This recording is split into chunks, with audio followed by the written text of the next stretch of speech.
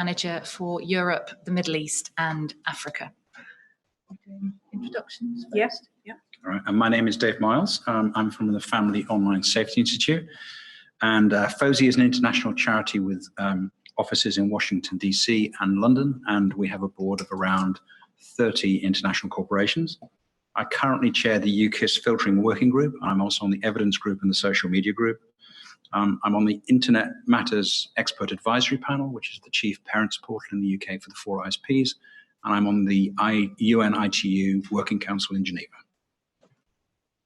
I'm Sarah Smith. I'm the technical researcher for the Internet Watch Foundation, which is the UK hotline for dealing with public reports of child sexual abuse content online. My name is Mike Taylor. I'm from the Home Office, from the Strategic Centre for Organised Crime, where I lead on international child sexual exploitation. So that is your panel, ladies and gentlemen. I'm going to invite Vic to start off with 5 minutes of comments about Facebook's position. Thank you, Claire. I hope it goes without saying that Facebook is delighted to be taking part in this panel. And personally, I'm honoured to be speaking in this section next to experts and in the field who I count as colleagues and, dare I say, friends. So back in December at the global WeProtect Summit, technology companies, including Facebook, pledged to expand on their commitment to work together to combat the use of the internet to further the sexual exploitation of children. And I think it's just worth running through some of the specific pledges that industry made then. So we pledged to engage in and inform international initiatives that seek to increase the volume of hashes that are used to detect and remove images of child sexual abuse, including the shared list within industry and the ones provided by the National Centre for Missing and Exploited Children in the US and the Internet Watch Foundation. I'm sure Sarah's going to talk a little bit more about that, so I don't intend to steal her material, but suffice it to say, we at Facebook are very pleased that substantive progress has already been made in this regard. Companies also pledged to build on the success of technologies such as photo DNA and video hashing, and to continue to work on new tools and techniques to help improve the detection and removal of images and videos of child sexual abuse. Now, Facebook has used image hashes supplied by the National Centre for Missing and Exploited Children and tools like photo DNA to identify known child exploitation images since 2011, so predating some of the moves in the UK. Anyone attempting to upload such material to our platform has their account closed immediately, and their activity is reported to NCMEC for distribution to international law enforcement. But for the hundreds of people working on safety at Facebook, this is just the start, and it's not the conclusion of our work to combat child sexual exploitation on the internet. In addition to photo DNA hits, reports from our users, from internet hotlines like the IWF, and notifications from law enforcement and other child protection specialists enable us to identify, investigate, and put a stop to child victimization. So naturally, we and others also pledged in December to support the expansion of mechanisms for public reporting of online child abuse content in regions around the world. Organisations such as the IWF and member hotlines of the InHope network are invaluable partners for companies like Facebook. On a daily basis, they help us keep our communities safe. And in this regard, we've also committed to continue to support leading NGOs that work to remove child sexual abuse content from the internet. Finally, we pledge to deploy expertise and resources to enhance cooperation among industry and organisations dedicated to protecting children from sexual exploitation in order to identify and safeguard victims of abuse. Now, at the December summit, some of you will have heard me state that with more than half the world's population still not yet connected to the internet, we had an unprecedented opportunity to get ahead of the curve on global child protection. And I do firmly believe that that opportunity is still there, but the window may be closing. At Facebook, we're already building relationships with law enforcement in rapidly connecting countries with the aim of protecting children. We actively participate in capacity building delivered by Interpol and by the Organisation for Security Cooperation in Europe, the OSCE, and we support the activities of the InHope Foundation and the IWF to assist in the establishment of internet hotlines across the world.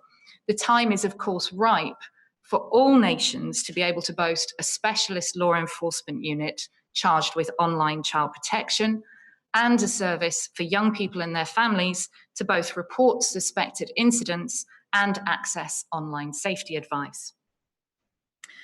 The people who work on safety at Facebook are just as passionate and committed to child protection as any law enforcement officer or social worker. Make no mistake about that. And still, more often than I would like, I find myself explaining to my colleagues that the criminal activity they have identified may go unpunished in some jurisdictions. There remain countries where investigations into sexual activity with a child are not pursued to prosecution, where child exploitation image offences are not a priority, and where there is no legislation against soliciting children for sex.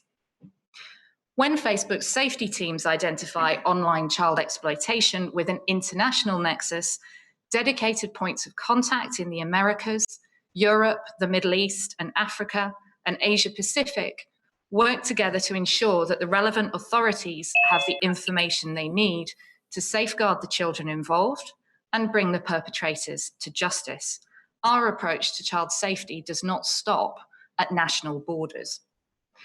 As regards law enforcement, there are, of course, some fantastic examples of cooperation in this field, and the activities of the Virtual Global Task Force stand out amongst those. But there is still considerable work to be done to ensure that national and international law enforcement operations keep pace with the changing dimensions of offending and the movements of perpetrators. Facebook already works in partnership with a large number of specialist child protection officers and NGOs around the world, but there are still places to hide for the determined offender. As the work of the WeProtect initiative continues, we look forward to continuing to work with our partners in governments, NGOs, and industry, supporting efforts to close those gaps one by one. Thank you very much. Thanks, Vic. Dave. I think it's worth reflecting on why it is that the UK has taken a leadership role around online child sexual exploitation. And I think as a charity with more than 30 corporations around the world, the rest of the world looks at the UK as, sometimes in a baffling way, I think, to some degree, because there is a continuum here in terms of our focus in terms of online safety, which I'll touch on in a minute. We, 2 years ago, focused predominantly on the broader mainstream issues, that's cyberbullying and sexting and screen addiction and all those kind of issues. We weren't really heavily involved in an area which, fundamentally was illegal, and it was very specialized, and it involved the IWF, which is really a global benchmark for that kind of organization, and law enforcement. So we were quite a way away from it 2 years ago. I think what's interesting, though, that in 2013, at the very time we were involved with what was called the CEO Coalition for the Better Internet of Kids, there was a working group. And in that working group, most of the industry from Europe got together to talk about online child sexual abuse. And Italian and German corporations couldn't really participate in the conversation because their legislative framework didn't allow them to do that. And really, of all the 5 groups involved, and there was lots of progress made in other groups, that was the area where there was least progress, which I thought was really interesting. And I think the context of that was that in the UK, I think there was a different situation going on.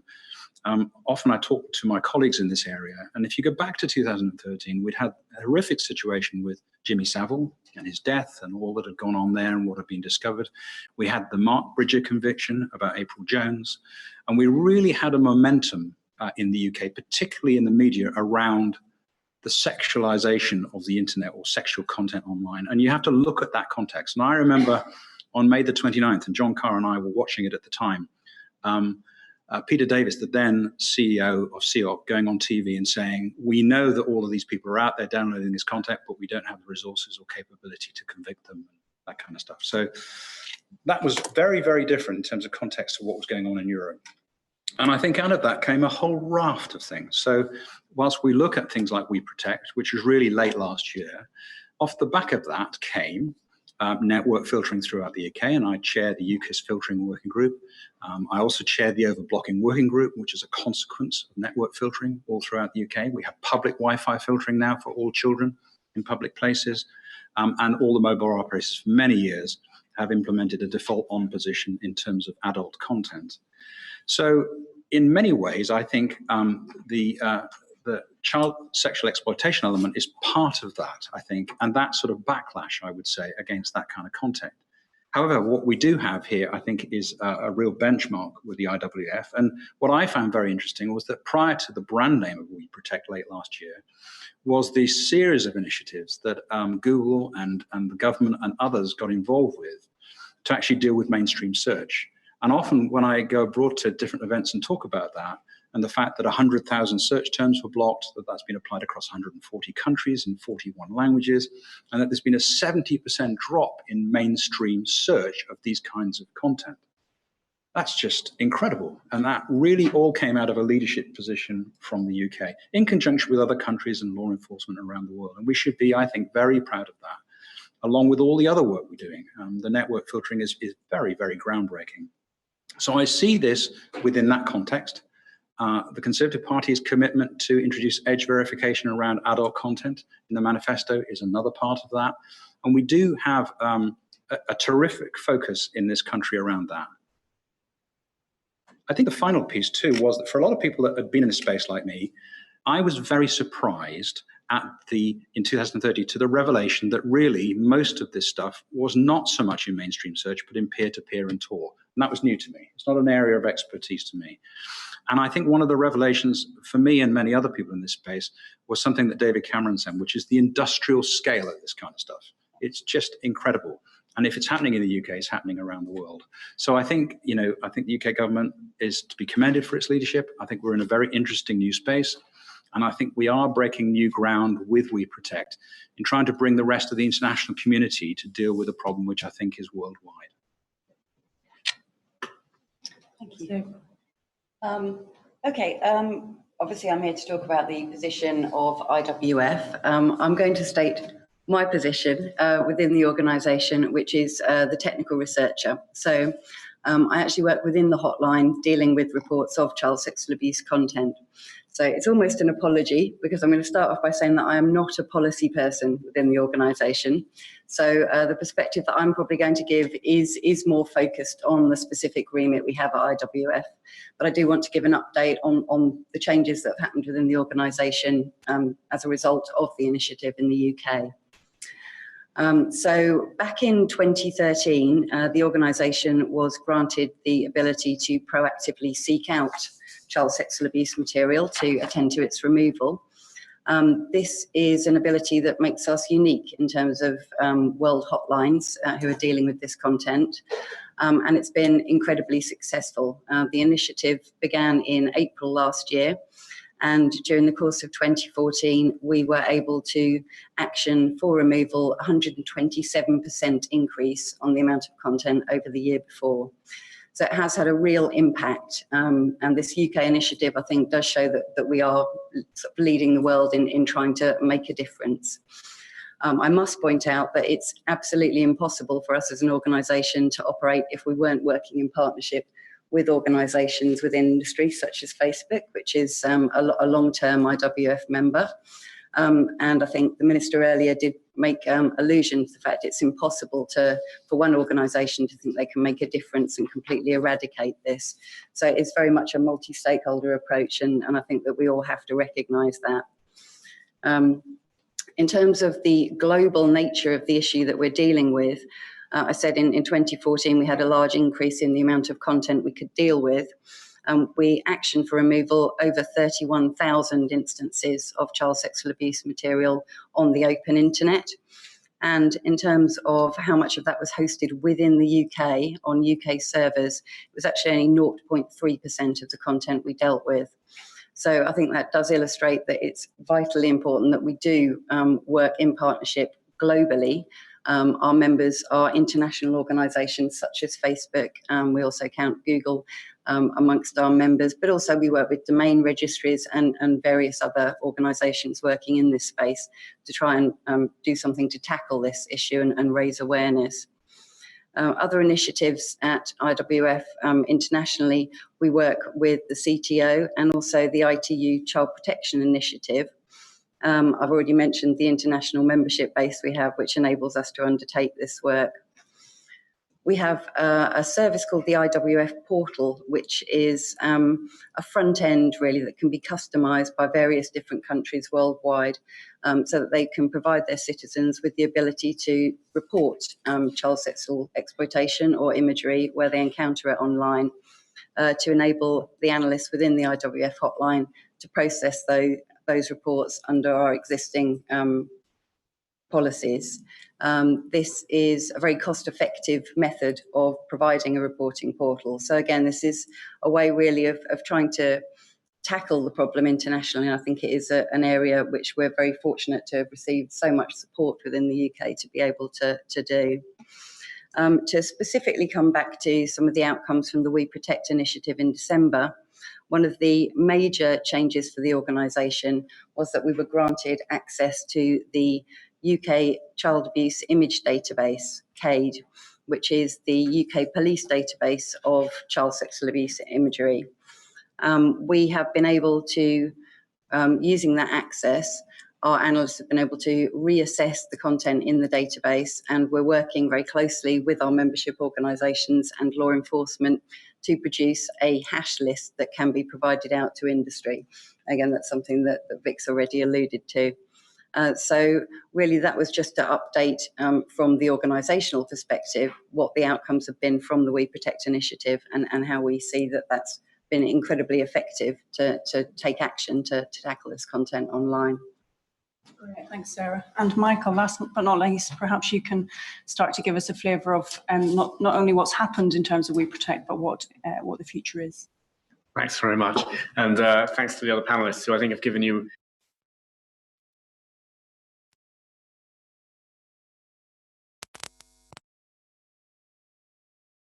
start to give us a flavour of not only what's happened in terms of WeProtect, but what the future is. Thanks very much. And thanks to the other panellists who I think have given you quite a good rundown, actually, particularly from Vic on what's happened on the industry side, what industry committed to at the summit in 2014, and then what's happened on the NGO side as well. I'll say just a few words about the genesis of the WeProtect initiative and how we got to the summit in London last year. It really grew out not just of the Prime Minister's speech in 2013, but of a very deep realisation in the UK system that this was an issue that obviously has enormous political resonances in the UK, but which needs to be tackled on an international level.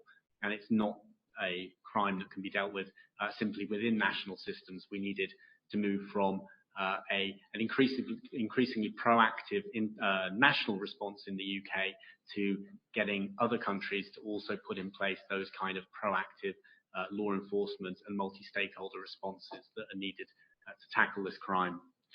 So another key point in the development of the WeProtect agenda was in earlier last year when the UK ran in collaboration with the US an industry event for a large number of companies, bringing together engineers to work out how can we develop new tools and techniques to tackle online child sexual exploitation. And so we began to move into this very collaborative approach, which we then tried to build upon at the summit that was led by the Prime Minister last December. I won't major on the summit itself, but I will say a few words about what countries signed up to this. We've heard, as I say, from Vic on the industry side, and from Sarah and Dave on the NGO side. The country piece was dear to my heart because I was responsible for negotiations and put many hours into securing what was a very ambitious statement of action by all countries who attended. And the commitments, the kind of commitments that people signed up to included to establish with UNICEF a new global partnership and fund, which will tackle violence against children in all of its forms, but which will have a major focus on online child sexual exploitation. For all countries to put in place the resources required to better identify victims, track down the perpetrators of this abuse, and of course remove child sexual abuse material from the internet. And also to forge really strong partnerships in the way that we had started to do in the UK system with industry, collaborative partnerships that could develop technological solutions to protecting children online. Now, obviously it was an immensely exciting summit, and I think it's generated a whole new raft of opportunities for moving this agenda forwards. And I'm pleased to say that that the United Arab Emirates has agreed to host a follow-up summit later this year. It will happen on the 16th and 17th of November, and it will be about taking forward these commitments and building on them to transform how this offence, how this crime is tackled internationally. I'll just say a little bit about what we're going to be focusing on at that summit. The first thing is about really taking forward this idea of coordinated national responses. This is what we're working towards in the UK. We want all countries to have the kind of multi-stakeholder coordinated response that you need to really address online child sexual exploitation, bringing together industry, NGOs, law enforcement, child safeguarding, with a really clear strategic sense of direction. And this is about empowering countries to deal with this issue. And so the big focus of the summit will be sharing that kind of best practice, those innovative tools, techniques, and organizational methods that they can use. Obviously, many countries have deep issues with dealing with this offence. It's a difficult offence to deal with. And we've already heard about some of the constraints that Facebook finds when it sends reports out overseas and tries to deal with these, with specific instances. In a lot of cases, it comes down to resources. In a lot of cases, it comes down to awareness of best practice. And so there's going to be a really strong focus from the UK this year in delivering targeted capacity building to countries that really need it, but also providing an underpinning to the global response in terms of disseminating the kind of best practice and awareness that people need to put in place these national responses. And in that context, I particularly highlight the work that we're doing in the Home Office to set up the new UNICEF Global Partnership and Fund, which was announced by the Prime Minister in December. The UK has donated £10 million to that this year. We'll donate a further £40 million to that over the coming 4 years. And we hope that that's going to turn into a major new international initiative, of which online child sexual exploitation will be at its heart. And that's going to really help countries develop the capabilities they need. Finally, if you look at those countries that committed to WeProtect, and indeed those companies who committed to WeProtect in December, you'll see a certain bias. We did really well in Europe. We did really well with the members of the Global Alliance Against Child Sexual Abuse Online. And we did really well in some of the countries that the UK has worked very closely with, particularly in Southeast Asia. We really need to use this opportunity to reach out to the countries where internet penetration is growing fastest. We're keen to use this event to reach out to Latin America, to Sub-Saharan Africa, to South Asia, and to, of course, given the summit is in the Middle East region. We've got a really good opportunity here, I think, to address some of the issues that Vic mentioned in her opening remarks, and build relationships and build capabilities in countries where this is an emerging issue, not the kind of terrible established issue that it is in the UK.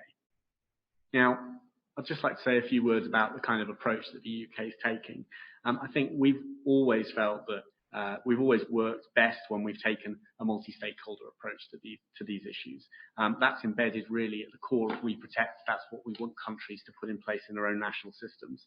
And ahead of the summit in Abu Dhabi, which the UK and the UAE are working on in partnership, we're working with a group of international experts to generate ideas and options that countries can take on board for that summit, and then we'll be turning that into what we hope will be an ambitious series of commitments that countries and all of those with responsibility to address this issue can take forward at the summit. Finally, I think it's the industry piece is really important to us. It's something we've worked on quite extensively in the UK. And one of the aims we have for the summit is that we will move beyond what is, I think, actually become a very strong core group of particularly the US and UK tech companies addressing this issue. We want to push that coalition out to countries, the countries I mentioned, countries and regions I mentioned before. So those companies that are serving rapidly growing emerging markets. And that's going to be a focus for us this year. Ahead of the summit in Abu Dhabi, we're going to be running a further industry-only event, which is going to focus again on sharing best practice, developing innovative tools and techniques, and we'll be bringing companies into that and looking to give that a really global flavour so that we can genuinely turn this into a transformative initiative. Great, thanks, Mike, and thank you to the panel.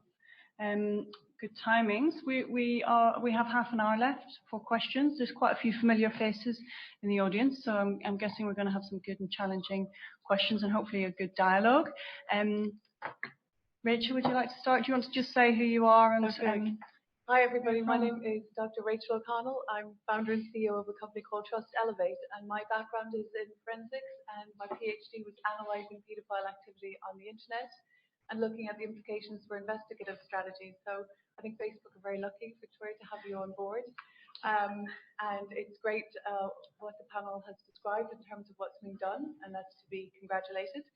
I'm just going to be very controversial, though, and say to you, if you compare, for example, the gambling sector or retail sector with the social media, Facebook, for example, the gambling sector is very concerned. Gambling regulators are concerned about fraudulent and problem gambling. They're concerned about kids getting involved.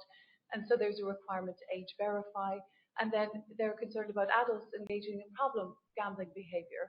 From a retail sector, they're concerned about fraudulent activity. So over the course of the last few years, the industry has developed technical means by which they can do device fingerprinting, they can do velocity checking, so for people who are engaging in fraudulent activity often have multiple accounts, so they device fingerprint their device, that's obvious. So there are a range of things whereby they detect online criminal activity and also have intelligent behavioral analysis that's going on in the background. That includes reports that have been received from people. Now, if you look at that, if you kind of take some of those technical measures that those sectors put in place and say to yourself, I wonder why social media platforms don't do the same. How come they're not detecting repeat registrations by pedophiles? How come they're not analyzing their social graph to detect behaviors that are problematic or maybe indicative? How come they're not linking the reports about child abuse behavior or concerns about approaches by adult males to children, that parents or whatever, how come they're not intelligently analysing? So you think to yourself, maybe I'll have a look at their annual reports and see how much they spend R&D at the budget that's allocated to this. So there's a huge amount allocated to data scientists and in-house teams to understand advertising and helping the advertisers to target people, but very little, if anything at all, that is spent on doing some R&D around detecting criminal behavior. So that's one of the questions, that's the question that I'm raising. So you've got a wealth of experience and expertise and technical measures that are automated that detect problem behaviors. There is a large amount of paedophile activity going on social media platforms. Why aren't those technical measures being deployed and discussed perhaps in the WeProtect kind of environment? There's a lot of expertise in the IWF. FOSI should perhaps be advocating for this, and then helping the industry, but also the industry you have within.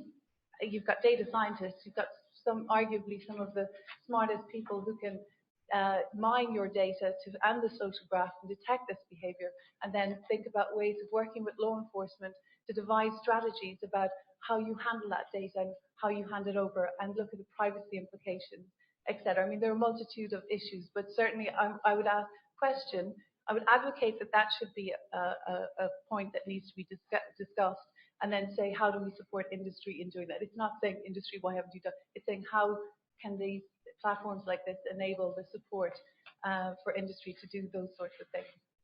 Great, thank you, Dr. O'Connell. Just to give the panel some time to think about that, would anyone from the floor like to make a contribution on that particular point?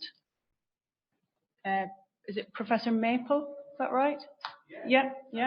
I just recognise. Very good. Very good. I know you all. I haven't got a badge on. so I'm Carsten Maple from the University of Warwick, and I'm Director for Cybersecurity Research there. And I thought it was a very good point about working together. And we've just had Morg in Dublin last week, of course, that some of the people here will have been to. And one of the things presented there, I know, because I was supposed to go, but I didn't, was Stop CAM, which is Stop Child Abuse Material, trying to share some of the knowledge, as Rachel alluded to, and skills. And I really think that is one thing we need to do. These are organised networks often, not always, but often. And one thing from an academic perspective is that I think the academics have got a lot to offer, but not just in this space. I was speaking before to some people from law enforcement agencies about extremism online. I think there's things that can be learned from extremism online, stalking online, hate campaigns online.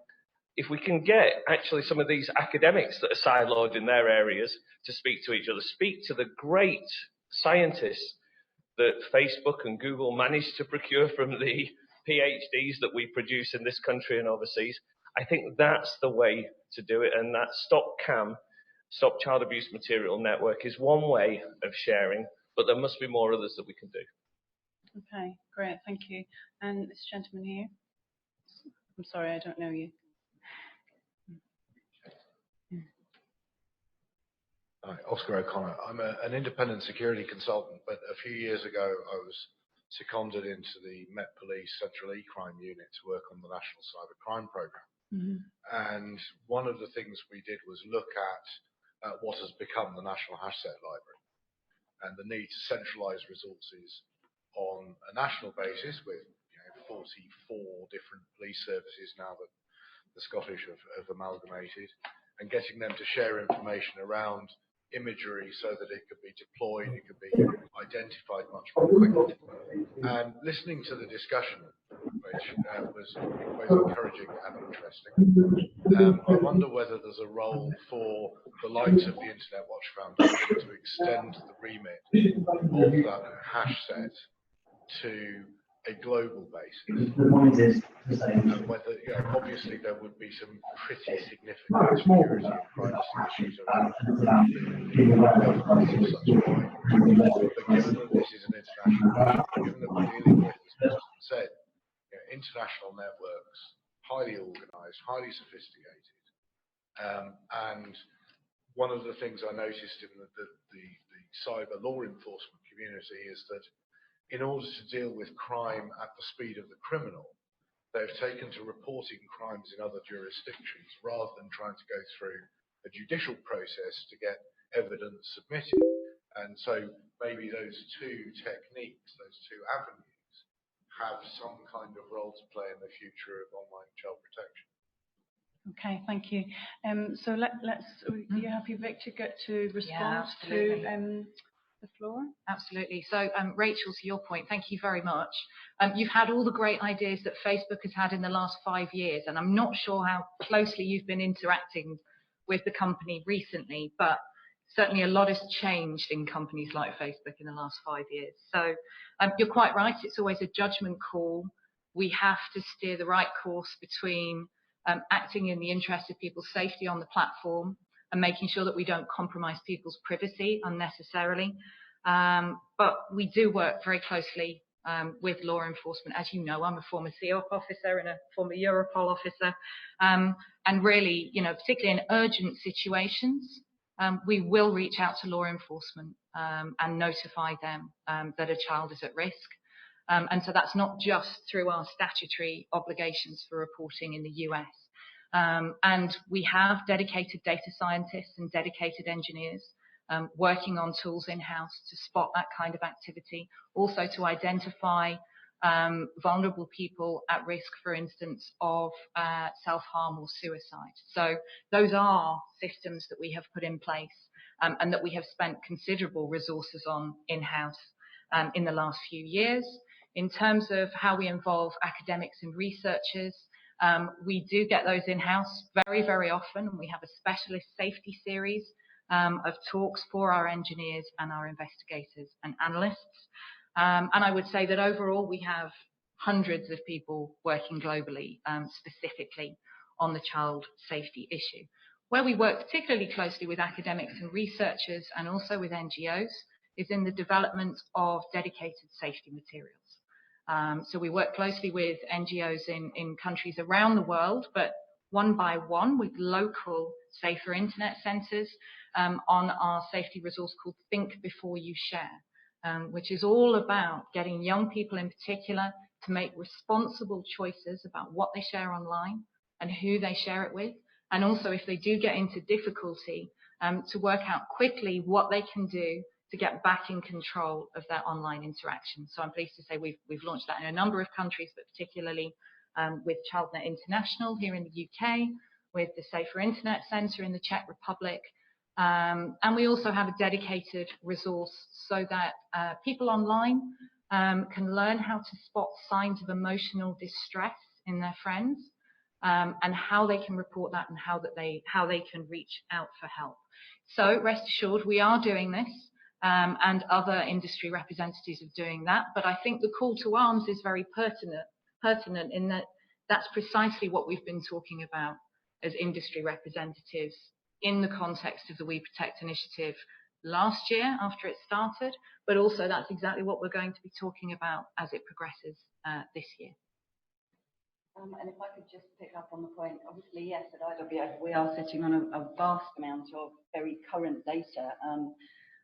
Our raison d'etre is to be dealing with child sexual abuse imagery online. So we work very, very closely with our industry members, such as Facebook, to provide information, for example, around particular keywords, phrases, to enable services to be innovated to tackle this at the most sort of contemporary level, really. I mean, the methods that are being used to distribute this change all the time, because we are sort of at the coalface every day. It's the reason for our existence. We are able to assist very closely with some of these initiatives and feed into the very great resources that companies such as Facebook are able to provide. So again, it's an example of how working together can really move that forward.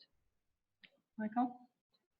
Rachel, on your intervention on the various ways in which industry could provide tools and techniques to assist with this, that idea was very much at the heart of what we have taken to calling the original WeProtect initiative, which the Prime Minister and President Obama kicked off in 2013, which was a kind of a joint challenge / call to action to companies to come together and try and deal with the growing problems of sharing child sexual abuse material on the internet, but also adults interacting with children for sexual purposes online. And that event last year, which brought together engineers largely from about 40 different companies, generated quite a number of different ideas in this space. 4 of those have been taken forward by companies involved, and we're hoping that they can generate some new applied techniques that companies will be able to integrate into their own systems. It's too early to say what the end result will be, but I think that's the kind of approach which you're advocating. And I think it was enormously helpful for those involved and could generate some really innovative techniques. I just want to come in and reflect the parents and children's perspective on this, really, because for all that we're hearing about the good work that's going on, we do hear from parents calling the NSPCC's helpline on a regular basis about issues such as this, and not really understanding the world that their children are living in often. And so we launched a tool called NetAware last year, which is basically a parent review tool of social networking sites. And one of the things that parents tell us a lot is that they find it very difficult to know how to make reports, how to find the privacy settings, how to find the safety information. So I think there's some really basic things, as well as all the whizzy technology and stuff, very basic things that we can do to make life easier for the people who are, dealing with this on a day-to-day basis, which is parents and children. But at the same time, it's very, very difficult for parents to make an informed judgment about how safe their children are and what platforms they're happy for them to use, because there is very little transparency out there about what is actually being done and what Facebook are doing compared to what Uvu are doing or compared to what Twitter are doing. And I wonder, Rachel, if that's perhaps a bit of a difference compared to some of the other sectors which you've described. I don't know, I'll just put that out there, whether transparency would help, almost like a consumer, like to help people to make a consumer judgment almost.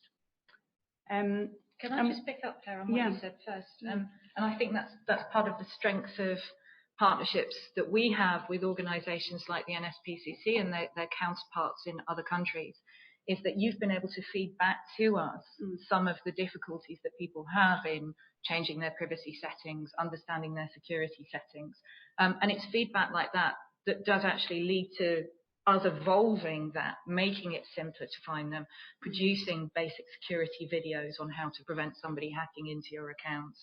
The introduction of our privacy checkup tool, which was the little blue dinosaur that some of you may have had a visit from in the last few months, that takes you on a tour of your privacy settings so you can see in real time in a movie what you're sharing and who you're sharing it with. So I think, you know, what has certainly happened over the years is that industry has become a lot more responsive to some of that feedback that's coming directly from parents. It takes time. It takes time, but yeah, but certainly we find that invaluable. Dave, do you want to come in on any of that? Yeah, when we got involved with the NGO workstream, it was really interesting because, again, we were fairly new to the party. We came and we were really interested, and you had people like ECPAT and things like that. But one of the interesting things I found was there was a broader context, you know, where you had online sexual exploitation, you also had human trafficking, you had prostitution, you had, you know, organized criminal activity on a huge scale in other parts of the world. So there's a sort of broader context to this. And I remember being on a call where there was discussions about, in some parts of the world, there's actually, you know, there is an economic price to a child, you know, in some parts of the world, as horrific as that sounds, in terms of what their worth is to certain criminal communities. So it was a bit of an eye-opener, I have to say. The other thing that I found interesting too was there was quite a lot of discussion about the terminology. So some countries would call it child pornography, and other people would call it something else, and it will have different names, and the UN has a view on what that's called, and so on. So I think what struck me was this was the first time that discussion had happened properly. And I think that was really, really exciting. So that was the first observation I would make, that this is the first time those people have come together and had those kind of conversations at that level. And I think if you're going to have a global plan, you've got to start somewhere. And I think that's the start, is to get your terminology right. I think the other element too as well is the power of innovation. I was involved with some of the working groups like an internet risk dashboard and other ideas like, I mean, some of them were really wacky, and others actually, there were people that came into the room and we thought, wow, that's a great idea. So I think we have to also look at this and say, could we really be innovative in this area? That's where photo DNA came from, and lots of these other things. They've come from other environments, and they're now used in this environment to assist that. So my two things there are, one, I think, you know, we are bringing the community together as a convener, and I think that's great. But the second is not to ignore the power of innovation going forward. Okay, I'm aware we haven't really addressed this gentleman's comment. Does anyone, I mean, you mentioned the IWF, but I think might be also useful if both of you had a perspective. Sarah, do you want to come in on that? Yes, certainly. I think you raised the point that perhaps a hash list such as the one that we're proposing to produce at IWF could be used globally and sort of rolled out outside the UK. And certainly, I think, thank you for raising this, because I really should have spoken in a bit more detail about that. But yes, that is the idea behind this initiative. And that is very much really the reason for the involvement of the IWF, because we are a completely independent body. We will be able to access the images in the CAVE database and assess them according to the thresholds that we use at IWF. That's very similar to a service we already provide to industry, which is the URL list of known child sexual abuse URLs. So we'll be using the same thresholds to grade this and create hashes, with the ultimate aim that, yes, that list will then be able to be made available to member organisations and obviously feed into global hash initiatives. So that's very much part of the idea behind it. While there are other databases that are out there already, as you'll be aware, one of the things that's perhaps slowed down adoption in some circumstances can be this perception that it's not independently created. And certainly in the US, there are issues around perhaps Fourth Amendment and where that assessment and information has come from. So we're hoping that by putting in place this initiative, that's really going to assist with that, because obviously if we can get this information to industry, that's where this content is going online. So that really is a priority for preventing its distribution going forward. So I hope that helps with it. Well, we were really encouraged with the kind of commitments that we came out of WeProtect with, in terms of how we can share hash lists, and I think that's incredibly promising. There's another side to this. It's perhaps the side that you see, you would see on the internet, or perhaps you would want to see it on the internet, but this is the public availability of child sexual abuse material. We can make an enormous dent in that by sharing this kind of information. When it comes to law enforcement, what they need is secure ways to share the actual images so that they can identify and safeguard children. And so this is the second side of that. And that's what we're doing in the UK with our child abuse image database. Incredible benefits, not just in terms of information sharing, but actually protecting the people who have to review this information, these images on a daily basis. People will be able to search for and find new images faster, and they'll be able to protect children faster as a result, and they'll protect their own well-being while they're doing it. On the international side, we need to get more countries plugged into the Interpol ICSI database, that's the International Child Sexual Exploitation Database.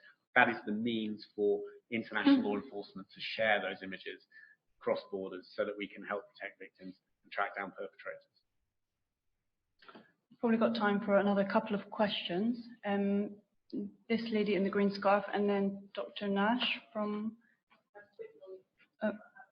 okay. Dr. O'Connell again then. Hello, I'm Julie Dawson from YOTI. I'm also a trustee at YouthNet, parent, and a trustee involved in scouting. One of the points that Dr. Rachel brought up is one that I'd like to just raise again, because I didn't quite think we finalised on it. I wondered if there is a commitment in WeProtect to carry on from the work that's going to be happening in the other sectors around adult and age verification on the KYC side. So is that something that is actively being looked at in terms of the social media and online retail areas? And is that something that your group will be addressing, or is that going to be in other forums? Thank you. And actually, just picking up on your point, there's a symposium that's taking place on the 22nd of September that's looking at age verification over and under 18, which will be held at the British Library, and we've got really good speakers coming in from the identity and age verification, and everybody's here. So just to be crystal clear, I'd love your responses about, there's a lot of innovation going on, and that's great. But in a recent technical report that was conducted by a number of academics, we looked at whether or not the basic technical checks that are put in place by the retail sector and the gambling sector to detect problematic behavior patterns, fraudulent and problem gambling, are implemented on social media platforms. And those basic, well-trusted and tried and deeply well understood methods are not being deployed on these platforms. So my plea is, it's wonderful, the innovation, and it's wonderful, the collaboration, all the rest of it. But my point was, if there are basic technical measures that can be put in place, that could be augmented by the expertise of security people, those are not being implemented, and those are regarded as the baseline level of keeping customers safe online on retailers' platforms and gambling platforms. So my plea would be to say we need to do that, and that speaks to your point, Claire. We need some transparency for parents to understand whether or not those really basic things are being put in place. Mm-hmm. Michael, age verification, is that part of WeProtect version 2? I'm really slimy and say that that's the question, DCMS. No, I'm sorry, I can't give you an answer on age verification. It sounds like there's some interesting initiatives going on. I know this is a government priority, but it's not something that I'm myself involved in. No answer, I'm afraid. Vic, do you want to come back on Rachel's point about these tried and tested technical checks? Is it a case that they are being done and it's not something you want to talk about, or well, probably you can't answer in that case. That's or you know, where do you think it's going in the future? Where do I think it's going in the future? Well, I do think that age verification on Facebook is challenging in a way that it might not be on retail and gambling sites. So to reiterate, the basic rule, or one of the basic rules of using Facebook, is that you have to be 13 to use the platform. If you are identified as not 13, so as if you're identified as under 13, we do terminate the account. And some of the safety measures that we have in place do rely on the fact that you tell us your true age. So we have restricted default settings for under 18s, which means that we limit the default for who they can share with and who can see their profile. So we do urge, when we reach out to schools and to charities representing young people and their protection, we do urge in our safety materials to say, you know, please be your real age. Now, we do understand that Facebook is attractive to under 13s, and we don't have any plans at present to open it up to under 13s. We certainly do our best to make sure that people tell us their real age. And so, for instance, if a system flags a possible age liar, as we would call them, we will checkpoint that account. So we freeze access to that account, and we ask for that person to upload a copy of their passport. And if they're unable to do that with their real age on it, and if their age doesn't match the date of birth that they've supplied, then their account will no longer be accessible. But I think going back to Claire's point, I think there is an education piece here, because I'm regularly contacted by CEOP and by other organisations with reports in which parents have said, my child who is 11, for instance, has been targeted on Facebook. And whenever I reach back to that law enforcement agency, I will say, here's some safety material for the family involved, because there's an education piece there to inform parents that actually there are age limits on some of these services, and a responsibility as much for industry as for parents and guardians to make sure that if their children don't meet that age limit, that actually they shouldn't be on the platform. But it is, I would absolutely acknowledge that it is a very, very challenging area. Okay, interesting discussion, some challenging questions. We're going to have to wrap up there. I'm going to ask the panel to finish off by just telling us very quickly where they think we will be in 2 years' time if we're here again, given the progress that has been made in the last 2 years. I'm going to pitch in my pitch for that, which is that we've been talking a lot today about how to deal with CSE material when it's out there.